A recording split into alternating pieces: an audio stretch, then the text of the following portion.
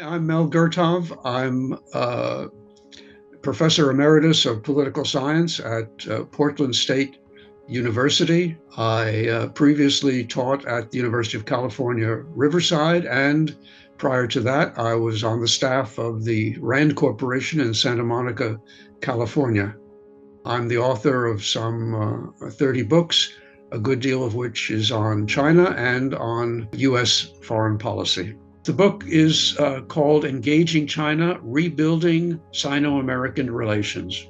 And I wrote this book precisely because of the rising tensions between the United States and China, because of where those tensions might lead us in terms of a possible violent confrontation between two nuclear armed powers, and because of great distress over the dialogue that dominates in the United States these days, which is very hostile to China. It's sad to see such a turnabout, but in the long history of U.S.-China relations, going back even before 1949, the ups and downs in American views of China are part of history. Right now, we are in a kind of trough where China is viewed as the strategic enemy. Particularly disturbing is that I had hopes, and I think many of us among the China watching community had the hope that the Biden administration would be quite a departure from Trump, because Trump really represents his administration the start of the downward spiral in relations. But in fact, what has happened is that President Biden has continued disengagement from China, notwithstanding the meeting that he had with Xi Jinping. And he has brought into his administration some people who I would say are essentially cold warriors, and who even indicated well before they joined the administration that they were going to advocate a hard line toward China.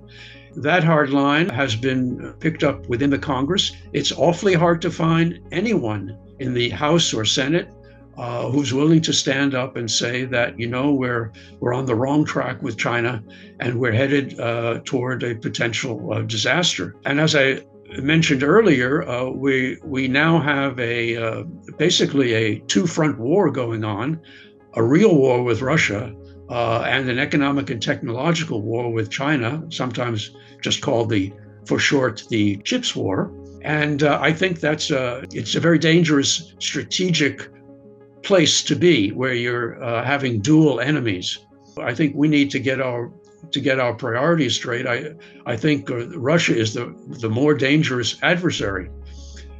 So it's with all that in mind that I undertook this book, and I tried to do something that I haven't seen many other people in the China community do, which is to first of all make clear what it means when I talk about engagement. And I just in brief, I'll say that it means something more than just dialogue and talking or other kinds of contact. Contact is of course prerequisite, but it's the substance of things, and the idea of a strategy that puts engagement first and really it represents an attempt to transform a relationship rather than simply try to manage it.